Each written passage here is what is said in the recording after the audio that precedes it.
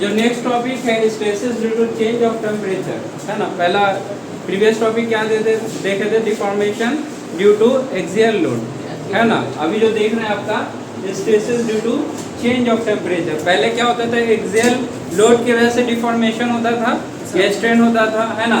और ये केस में क्या देखेंगे, मटेरियल में अगर टेम्परेचर लग रहा है ना, टेम्परेचर ज़्यादा बढ़ा रहे हैं या कम लग रहा है, तो उस बिना पर मटेरियल में क्या चेंजेस आएगा, या स्ट्रेस में या स्ट्रेन में। तो देखते हैं, है ना। इसका टॉपिक क्या है, stresses due to change of temperature, जिसमें हम लोग क्या पहले लिए, single bar restraint at end, है ना। एक बार लिए जिसका दोनों एंड क्या है आपका रिस्ट्रेंट है। लेकिन पहला कंडीशन में हम लोग लेते हैं कि कोई भी फिक्स नहीं है, एंड क्या है आपका फिक्स नहीं है, आपका एंड क्या है ग्रिप नहीं है, यानी फ्री है। अगर टेम्परेचर उस बार पर एक्ट करेगा, यानी सराउंडिंग टेम्परेचर क्या है इंक्रीज करेगा, अगर सराउंडिंग टेम्परेचर मटेरियल पर इंक्रीज करेगा, है ना, तो वो क्या होगा, मटेरियल आपका क्या होगा, आपका स्ट्रेन, आपका जो डिफॉर्मेशन है, डिफॉर्मेशन तो होगा, डिफॉर्मेशन होगा, लेकिन उसको क्या करेंगे, कॉर्ड नहीं करेंगे, क्योंकि वो इसका जो एंड ग्रिप है वो फिक्स नहीं रहेगा। पहला कंडीशन में क्या रहेगा आपका एंड ग्रिप, यानी ये जो इस कंडीशन में क्या है फिक्स किए हुए ना दोनों ग्रुप, दोनों एंड, है ना। पहला कंडीशन में क्या रहेगा, एंड आपका फिक्स नहीं है, तो नो स्ट्रेस यानी किसी तरह का स्ट्रेस भी नहीं रहेगा, किसी तरह का स्ट्रेन भी नहीं रहेगा। अगर टेम्परेचर आपका रेज कर रहा है, यानी बढ़ रहा है या घट रहा है, तो उसकी वजह से आपका कोई इफेक्ट मटेरियल पर स्ट्रेन या स्ट्रेस में कोई चेंजेस नहीं होगा, यानी नहीं लगेगा। ऐसा नो, अगर एंड ग्रिप आपका फ्री है, यानी फिक्स नहीं है, ग्रिप क्या आपका रिस्ट्रेंट नहीं है पहला कंडीशन में, समझ में आ रहे हैं, है ना, तो उसमें क्या स्ट्रेस भी नहीं लगेगा, स्ट्रेन भी नहीं लगेगा, है ना। मटेरियल में क्या लगेगा, स्ट्रेस भी नहीं लगेगा, स्ट्रेन भी काउंट नहीं करेंगे, ठीक है। अब दूसरा कंडीशन में लेंगे कि एक सिंगल बार है, उसमें क्या करें, दोनों एंड ग्रिप को क्या करें रिस्ट्रेंट कर दिए, यानी क्या किए, एंड ग्रिप को आप फिक्स कर दिए, है ना। अगर टेम्परेचर इस बार का बढ़ाएंगे, अगर टेम्परेचर इस बार का बढ़ाएंगे, तो ये मटेरियल में क्या होगा, एलोंगेट होगा, यस नो। एलोंगेट होने की वजह से क्या होगा, अगर ये फिक्स है, ये मटेरियल जो है आपका एलोंगेट होना चाहता है ड्यू टू टेम्परेचर की वजह से क्या होता है, फैलना चाह रहा है ना। तो ये बार किस तरह का फोर्स महसूस करेगा, बोले कंप्रेसिव फोर्स महसूस करेगा, क्योंकि ये जो आपका मटेरियल है ये तो फैलना चाहता है, एलोंगेट होना चाहता है ड्यू टू टेम्परेचर, लेकिन एंड ग्रिप की वजह से ये क्या कर रहा है, आपको फैलने नहीं दे रहा है। तो इस मटेरियल में कौन सा फोर्स इंट्रोड्यूस होगा, कंप्रेसिव फोर्स होगा, समझ में आ गया, कौन सा फोर्स इंट्रोड्यूस होगा, कंप्रेसिव फोर्स, यस नो। हाँ, दूसरे कंडीशन लेंगे कि टेम्परेचर आपका घटाएंगे, क्या करेंगे, टेम्परेचर पहले बढ़ा दिए, उसके बाद क्या किए, एंड ग्रिप को फिक्स कर दिए, है ना।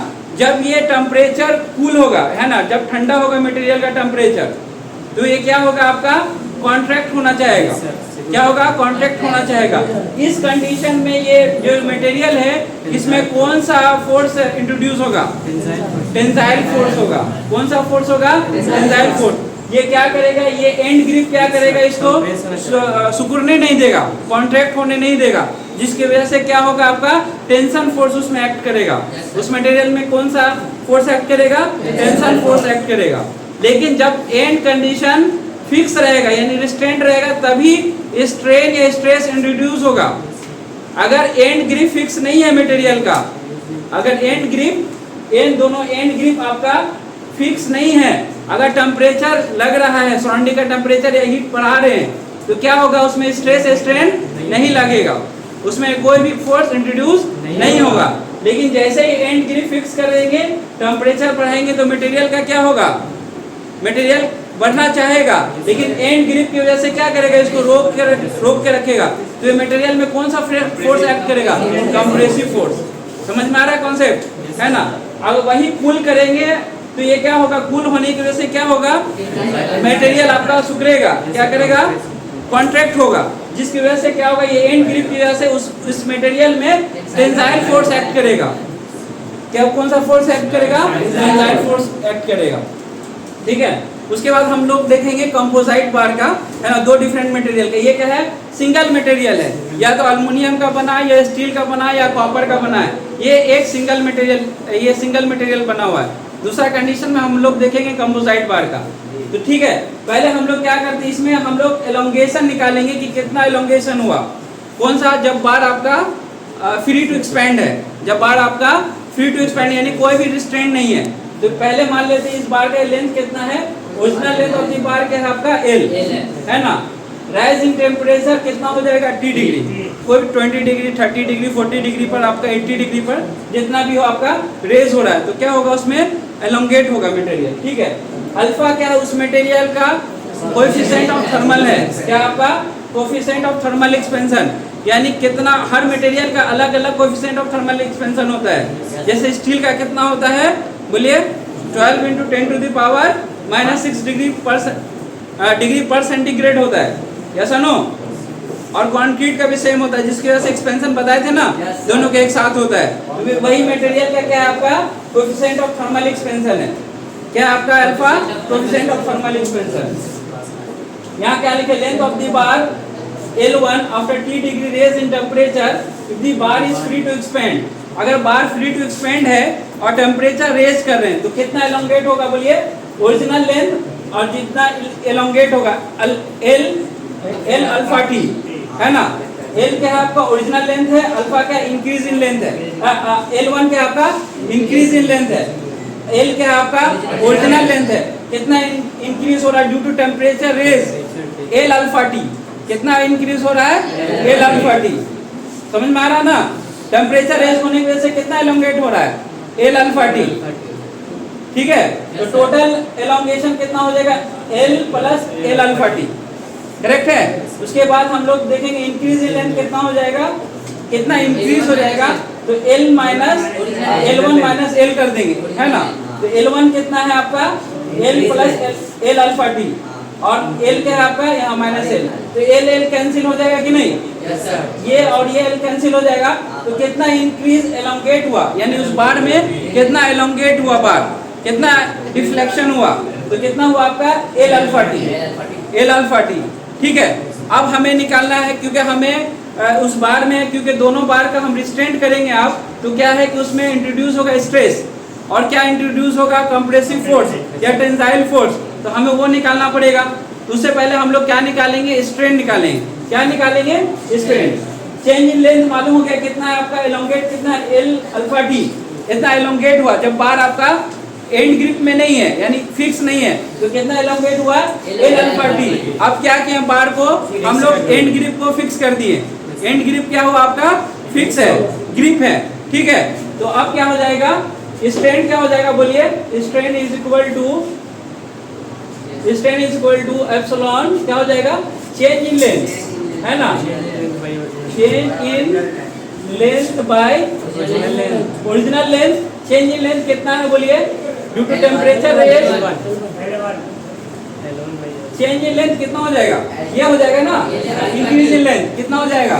बोलिए L alpha T। Original length कितना है? L। तो स्ट्रेन कितना हो जाएगा? बोलिए ये L और L कैंसिल हो जाएगा ना, तो स्ट्रेन कितना हो जाएगा? बोलिए स्ट्रेन इज इक्वल टू क्या हो जाएगा? Alpha T, alpha T। तो हमें मालूम एलोंगेट कितना है वो भी मालूम हो गया, स्ट्रेन कितना हो रहा बार में इंट्रोड्यूस वो भी मालूम है, कितना है? Alpha T। अगर स्ट्रेन निकालने बोलेगा तो आप निकाल नहीं लेंगे, यस नो। अल्फा की वैल्यू दिया रहेगा, टेम्परेचर कितना रेज हुआ वो भी दिया रहेगा, तो निकल जाएगा। और हम लोग अब क्या निकालेंगे? स्ट्रेस निकालेंगे। अब हम लोग क्या निकालेंगे? स्ट्रेस निकालेंगे। हम लोग जानते हैं कि हुक्स लॉ क्या बोलता है? Stress is directly proportional to strain. Hooke's, according to Hooke's law क्या है? अकॉर्डिंग टू हुक्स लॉ क्या बोलता है आपका? हुक्स लॉ क्या बोलता है? बोलिए stress is directly proportional to strain. Stress is directly proportional to strain. तो ये प्रोपोर्शनलिटी हटाएंगे तो क्या हो जाएगा? सिग्मा बाय एप्सिलॉन, यानी stress by strain is equal to क्या हो जाता है? E, ऐसा नो। तो E इज इक्वल टू क्या हो जाएगा? बोलिए सिग्मा इज इक्वल टू क्या हो जाएगा? सिग्मा नथिंग बट स्ट्रेस है ना, तो सिग्मा बराबर क्या हो जाएगा, E into epsilon. E into क्या हो जाएगा आपका एप्सिलॉन। तो एप्सिलॉन की वैल्यू कितना है बोलिए, ई इसी तरह रह जाएगा यंग मॉडुलस, और एप्सिलॉन की वैल्यू क्या है अल्फा टी, अल्फा टी। तो हमें स्ट्रेस मिल जाएगा कि नहीं, स्ट्रेस बराबर क्या हो जाएगा ई अल्फा टी, ई अल्फा टी। ये कब निकलेगा, फिर बोल रहे हैं जब बार आपका दोनों तरफ से एंड ग्रिप फिक्स है और टेम्परेचर राइज कर रहे हैं तो कितना स्ट्रेस इंट्रोड्यूस होगा, ई अल्फा टी। अगर बार में एंड ग्रिप आपका फिक्स नहीं है, टेम्परेचर रेज हो रहा है तो नो स्ट्रेस नो स्ट्रेन। समझ में आ गया। अगर टेम्परेचर रेज हो रहा है, एंड ग्रिप फिक्स है तो कितना स्ट्रेस इंट्रोड्यूस होगा उस मटेरियल में, ई अल्फा टी। कितना होगा, ई अल्फा टी। समझ में आ रहा है ना, ई अल्फा टी। अब हमें निकालना है फोर्स, क्योंकि कंप्रेसिव फोर्स एक्ट कर रहा है। जैसे ही अगर एंड ग्रिप फिक्स कर देंगे सिंगल बार का, अगर टेम्परेचर रेज करेंगे तो मटेरियल क्या करेगा, एक्सपेंड होना चाहेगा। ड्यू टू एंड ग्रिप क्या करेगा, उसको एक्सपेंड होने नहीं देगा, तो क्या होगा उस मटेरियल में कॉन्ट्रैक्शन होगा, या सब कंप्रेसिव फोर्स एक्ट करेगा। तो कंप्रेसिव फोर्स किस तरह निकालेंगे बोलिए, हमें मालूम है स्ट्रेस बराबर क्या होता है आपका, बोलिए बोलिए लोड बाय एरिया। स्ट्रेस बराबर क्या होता है, लोड बाय एरिया। तो हम लोग इस तरह लिख सकते हैं, P बाय ए, या सुनो P अगर कंप्रेसिव फोर्स है तो सिग्मा इंटू ए हो जाएगा, या सुनो सिग्मा क्या है आपका, बोलिए ई अल्फा टी, और ए हो गया। तो हम लोग इसको अगर सजा के लिखेंगे P बराबर ए ई अल्फा टी, तो हम लोग को कंप्रेसिव फोर्स या फोर्स निकल जाएगा उस बार में कितना इंट्रोड्यूस हो रहा है, या सुनो समझ गए, यस नोट कर लीजिए। करेक्ट है ना, या फिर से समझा दे, समझ गए ना, नोट कर लीजिए। अच्छा हर टॉपिक को यहाँ लिख दे रहे हैं। आपका सिग्मा क्या है बोलिए, स्ट्रेस है ना, स्ट्रेस इन दी मटेरियल है ना, और आपका एप्सिलॉन क्या है, स्ट्रेन तो लिख दिए है। ई क्या है आपका young modulus, young modulus of material, material का है ना। ई क्या है आपका फोर्स, कंप्रेसिव फोर्स, ऐसा नो निकल जाएगा। स्ट्रेन दिया हुआ है, स्ट्रेन निकल गया, स्ट्रेस निकल गया, कंप्रेसिव फोर्स निकल गया, निकाल लेंगे। इसी पर न्यूमेरिकल रहेगा, बना लेंगे। यस, इसके बाद बताएंगे क्लास में।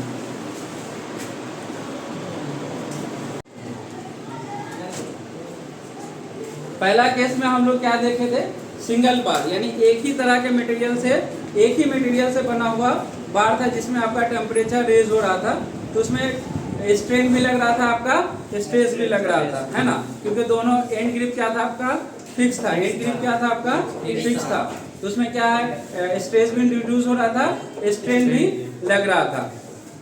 ये कंडीशन जो है आपका, इसमें क्या आपका कंपोजिट बार लिए, कौन सा लिए आपका कंपोजिट मटेरियल, है ना, दो तरह के मटेरियल से बना होता है। हम लोग पहला केस में क्या लिए कॉपर लिए, दूसरा क्या लिए आपका एल्युमिनियम लिए, है ना, दो बार है। ये फिगर 1, ये आपका मटेरियल का फिगर 2, ठीक है। तो उससे पहले हम लोग डिस्कस करेंगे कि थर्मल कोएफिशिएंट ऑफ एल्युमिनियम कितना होता है, 23 × 10⁻⁶ पर डिग्री सेंटीग्रेड, ठीक है, और कॉपर का कितना होता है 17 × 10⁻⁶ डिग्री पर डिग्री सेंटीग्रेड, यस और नो। इसमें बताइए कोएफिशिएंट ऑफ थर्मल एक्सपेंशन किसका ज्यादा है, एल्युमिनियम का ज्यादा है, किसका ज्यादा है, एल्युमिनियम का ज्यादा है, कॉपर का कम है, ठीक है। तो यहाँ पर हम लोग लिए मटेरियल 1 और मटेरियल 2, है ना, मटेरियल 1 आपका कॉपर से बना हुआ है, मटेरियल 2 आपका एल्युमिनियम से बना हुआ है। इसमें भी क्या करेंगे हम लोग, टेम्परेचर रेज कर रहे हैं, यानी हीट कर रहे हैं। मान लीजिए क्या कर रहे हैं आपका, इस मटेरियल को क्या कर रहे हैं, हीट कर रहे हैं, कितना डिग्री से, 3 डिग्री सेंटीग्रेड से, कितना डिग्री से, 3 डिग्री। मान लीजिए 50 डिग्री इंक्रीज किए, 60 डिग्री इंक्रीज किए, तो क्या होगा इसमें चेंजेस होगा। फिगर 1 एंड फिगर 2 में क्या होगा, चेंजेस होगा, ठीक है। इसका लेंथ L है और ये A B जस्ट एंड, ये A हो गया, ये आपका दूसरा एंड आपका B हो गया। जैसे ही टेम्परेचर इंक्रीज करेंगे तो ये भी आपका एक्सपेंड होगा, या सुनो आपका फिगर 1 भी एक्सपेंड होगा, या सुनो आपका फिगर 2 भी क्या होगा आपका एक्सपेंड होगा। फिगर 2 भी क्या होगा आपका एक्सपेंड होगा। लेकिन यहाँ देखने की जरूरत है क्योंकि थर्मल कोएफिशिएंट अल्युमिनियम का ज्यादा है तो ये क्या करेगा, ज्यादा एलोंगेट होगा। यस और नो, ये क्या करेगा, अल्युमिनियम कॉपर से ज्यादा एलोंगेट होगा। कितना एलोंगेट होगा आपका, सी से भी, बी सी है ना, तो यहाँ से बी टू डी हो जाएगा। कितना हो जाएगा आपका, बी टू डी हो जाएगा। लेकिन वही कॉपर का एलोंगेशन कितना होगा, बी टू सी होगा। यानी अल्युमिनियम का एलोंगेशन ज्यादा हुआ, कॉपर का आपका कम हुआ। लेकिन क्योंकि हम बता रहे हैं आपको ये आपका कंपोजिट बार है तो ये अलग अलग नहीं फैलेगा। कंपोजिट कंडीशन अलग अलग फैलता है नहीं, एक ही साथ फैलेगा। एक ही साथ क्या होगा आपका, एलोंगेट होगा, है ना। तो जैसे टेम्परेचर इसमें इंट्रोड्यूस कर रहे हैं तो ये क्या हो रहा है, ये अल्युमिनियम क्या कर रहा है आपका, ये एलोंगेट होने की कोशिश कर रहा है। तो आपका एलोंगेट होके कहाँ तक गया आपका, F तक गया। ये क्या है आपका F, जबकि जाना कहाँ तक चाहिए था इसको, D तक। जाना कहाँ तक चाहिए था आपका, एलोंगेट होना चाहिए था D तक। लेकिन ये कहाँ तक एलोंगेट हो रहा है आपका, F तक, है ना। क्यों, क्योंकि ये आपका कंपोजिट है। क्यों, क्योंकि इसका कंपोजिट। कॉपर क्या कर रहा है, इसको अल्युमिनियम को और एलोंगेट नहीं होने दे रहा है क्योंकि इसका कॉपर का थर्मल एक्सपेंशन क्या है, अल्युमिनियम से कम है ना। और अल्युमिनियम का ज्यादा है तो अल्युमिनियम ज्यादा फैलना चाह रहा है, एलोंगेट होना चाह रहा है। लेकिन कॉपर क्या कर रहा है, इसको पकड़ के रख रहा है ना। अब ये कंडीशन में आते कॉपर में, तो ये क्या कर रहा है, एक इंटरमीडिएट पॉइंट है जिसमें आपका एलोंगेट होगा। टोटल एलोंगेशन आपका 1 पर आएगा, ठीक है। ये कॉपर का कंडीशन देखिए, अगर जैसे ही टेम्परेचर इंक्रीज होगा तो ये बी टू सी क्या होगा आपका, एलोंगेट इसका खुद हुआ ड्यू टू टेम्परेचर चेंज। तो लेकिन क्योंकि अल्युमिनियम से ये जुड़ा हुआ है, कंपोजिट मटेरियल है, तो ये अल्युमिनियम क्या करेगा, कॉपर को ये एलोंगेट करेगा। ये बी टू सी खुद आपका एलोंगेशन हुआ और सी टू एफ किसके जरिए हुआ, अल्युमिनियम के जरिए हुआ। अल्युमिनियम क्या करेगा, इसमें एलोंगेट करेगा। बीसी कॉपर को क्या करेगा, एलोंगेट करेगा। और अल्युमिनियम को क्या करेगा, कॉपर कॉन्ट्रैक्ट करेगा। तो एक इंटरमीडिएट पॉइंट जनरेट होगा जो दोनों का एलोंगेशन बराबर होगा, है ना, लेगा। तो ये मान लीजिए ये एलोंगेशन है, अगर कॉपर एलोंगेट हुआ तो बी टू सी और सी टू एफ हो जाएगा। सी टू एफ इतना ही एलोंगेट हुआ ड्यू टू अल्युमिनियम। और कॉपर की वजह से क्या हुआ आपका, ये यहाँ तक डी तक एलोंगेट होता, लेकिन कॉपर की वजह से ये क्या कहाँ तक एलोंगेट हुआ, बी टू एफ। कहाँ तक एलोंगेट हुआ आपका, बी टू एफ। तो टोटल एलोंगेशन आपका कहाँ तक आया, एफ की वजह से। तो ये बताइए आपका, क्योंकि अल्युमिनियम में आपका थर्मल एक्सपेंशन ज्यादा है, ये आपका क्या कर रहा है, प्रिवेंट कर रहा है इसको, एलोंगेट कर रहा है कॉपर को। कॉपर क्या कर रहा है, इसको प्रिवेंट नहीं होने, यानी एलोंगेट नहीं होने दे रहा अल्युमिनियम को। तो इसमें बताइए कौन सा बार में, कौन सा अल्युमिनियम और कॉपर में कौन सा फोर्स इंट्रोड्यूस होगा, बताइए। अल्युमिनियम में कौन सा फोर्स इंट्रोड्यूस होगा, कॉपर में कौन सा होगा, हाँ टेंशन होगा। और अल्युमिनियम में कौन सा होगा, कौन सा होगा, कंप्रेसिव फोर्स एक्ट होगा। कौन सा फोर्स एक्ट होगा, कंप्रेसिव फोर्स होगा। ये हमेशा कंपटीशन एग्जाम में पूछता है ना। अगर दो मटेरियल दे देगा, दोनों का टेम्परेचर बढ़ा देगा, बोलेगा कि कौन किसमें कितना फोर्स लगेगा, किसमें कौन सा फोर्स लगेगा, तो क्या आप बोलेंगे, अल्युमिनियम में कौन सा फोर्स लगेगा, कौन सा फोर्स लगेगा अल्युमिनियम में, कंप्रेसिव फोर्स लगेगा, है ना। क्यों, क्योंकि कॉपर क्या करेगा, इसको कंप्रेस करेगा, इसको प्रिवेंट करेगा। और वही कॉपर में क्या हो जाएगा आपका, टेंसाइल फोर्स होगा। टेंसाइल फोर्स किस बिना पर होगा, बोलिए किसके लिए होगा, अल्युमिनियम क्या करेगा, इसको एलोंगेट होना चाहेगा। ये इतने दूर तक आना चाहेगा एलोंगेट होके, लेकिन अल्युमिनियम इसको धक्का मार के कहाँ ले जाएगा, और एलोंगेट कर देगा। ये कौन सा फोर्स इसमें इंट्रोड्यूस होगा, टेंसाइल फोर्स इंट्रोड्यूस होगा, ठीक है। ये कॉन्सेप्ट याद रखिएगा, आपके सिलेबस में नहीं डिस्कस कर दिए है ना। और इसका अगर हमें सिग्मा निकालना हो तो क्या फार्मूला हो जाएगा, स्ट्रेस निकालना हो कंपोजिट बार में sigma 1/E1 plus sigma 2/E2 is equal to T alpha 2 minus alpha 1। Alpha material 1 का अलग रहेगा, मटेरियल 2 का अलग रहेगा, ठीक है। समझ में आ गया, निकाल लेंगे, यस। इसका डेरिवेशन आपके सिलेबस ही में नहीं है, जस्ट आपको इंपॉर्टेंट टॉपिक की बिना पर हम आपको डिस्कस कर देंगे, नोट कर लीजिए। समझ में आया? नोट कर लीजिए।